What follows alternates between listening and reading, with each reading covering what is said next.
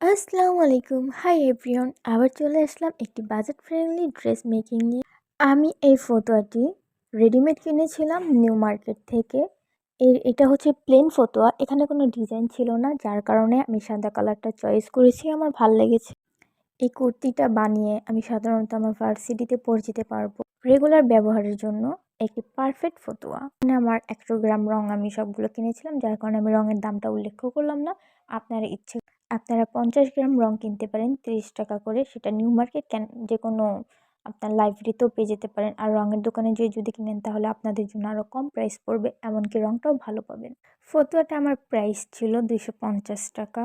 আর হচ্ছে রঙের প্রাইসটা আমি যেহেতু বলিনি, তো আমি অলমোস্ট এখানে আমার গাড়ি ভাড়া নিয়ে ধরেছিলাম আমি 350 টাকা। যেহেতু আমি কার্নিগঞ্জ থেকে গিয়েছি, সেজন্য নিউ মার্কেটে আমি একটু আমার খরচটা বেশি পড়েছিল।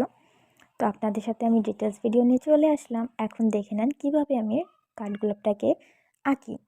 আমি ফার্স্টে জামাটা বিছিয়ে নিলাম। আমার এখানে একটি ওয়াল কালার ছিল, সেই ওয়াল কালারটা আমি জামার ভিতরে নিয়ে নিয়েছি, যাতে জামার উপরের রঙটা নিচে না লেগে যায়। আপনারা প্লাস্টিক জাতীয় কোনো কিছু ব্যবহার করতে পারেন, বা হচ্ছে আপনাদের কাছে যদি বড় ফ্রেম থাকে ফ্রেম ব্যবহার করতে পারেন, বা আপনারা পেপারও ব্যবহার করতে পারেন। এক্ষেত্রে একটি কাজ মনে রাখবেন, পেপার যদি আপনি ব্যবহার করেন, রঙটা সম্পূর্ণ শুকিয়ে যাওয়ার আগেই পেপারটা সরিয়ে ফেলবেন, নাহলে জামার সাথে পেপারটা লেগে যায়, ওটা ছুটাতে অনেক কষ্ট হয়। প্লাস হচ্ছে নতুন পর্যায়ে পড়তে গেলে পেপারটা ছুটে না, শক্ত হয়ে থাকে। ধোয়ার পরে পেপারটা এমনিতেই ছুটে যায়।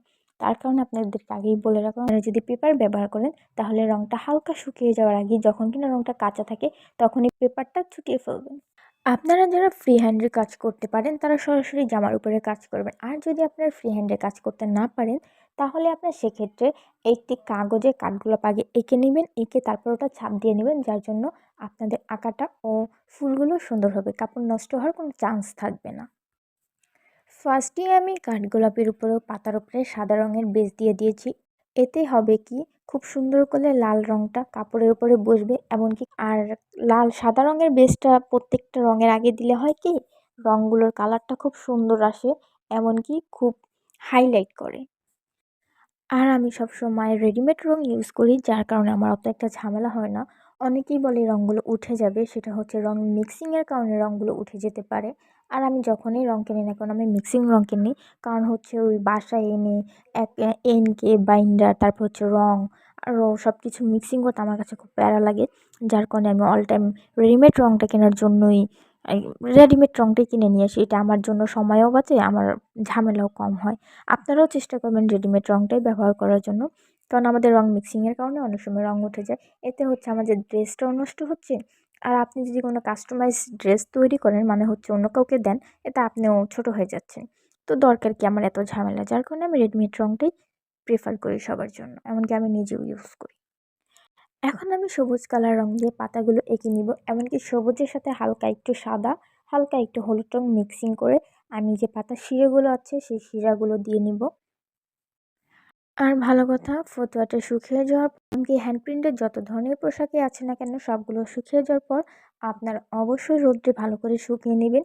এমনকি ড্রেসটা উল্টিয়ে ইস্তারি করে নেবেন, যেন কাপড়টা ভাও অবস্থায় যদি আপনি ইস্তারি করতে যান, তাহলে দেখা যাচ্ছে আপনার ইস্তারির যে গরম তাপটা আছে সেটাতে রং উঠে যেতে পারে, যার কারণে ড্রেসটা উল্টে তারপর ইস্তারি করতে হবে। এতে আপনার রং প্লাস হচ্ছে আপনার জামা দুটোটাই লং লাস্টিং হবে, এমনকি আপনি বহুদিন পরতে পারবেন। আপনি কাপড়টা হচ্ছে ভিজিয়েও শান্তি পাবেন।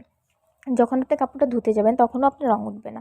আর যদি আপনি ইস্তারি ছাড়া ব্যবহার করেন, তাহলে রং উঠে যাওয়ার একটু চান্স থাকে। আর কখনও হ্যান্ড প্রিন্টের কাপড় গরম পানি দিয়ে ধুবেন না, এতে আপনার জামা নষ্ট হয়ে যাবে, প্লাস হচ্ছে রঙগুলো উঠে যেতে পারে। আপনি হ্যান্ড প্রিন্টের পোশাকগুলোই হচ্ছে নর্মাল যে ঠান্ডা পানি সেটা দিয়ে ধুতে হয়, এমনকি ব্রাশ দিয়ে ঘষাঘষি করা যায় না, তাহলে রং উঠে যাওয়ার চান্স থাকে। আর হ্যান্ড প্রিন্টের পোশাক আর হ্যান্ড প্রিন্টের পোশাকগুলো একটু আপনার অন্যরকম টাইপের হয়, যেগুলো কিনা খুব সুহিতাভাবে ইউজ করতে হয়, খুব বুঝে শুনে ইউজ করতে হয়। এগুলো যত সুন্দর করে ইউজ করতে পারবেন, ততদিন আপনার লং লাস্টিং ইউজ করতে পারবেন। আশা করি আমার কথাগুলো সবাই বুঝতে পেরেছেন।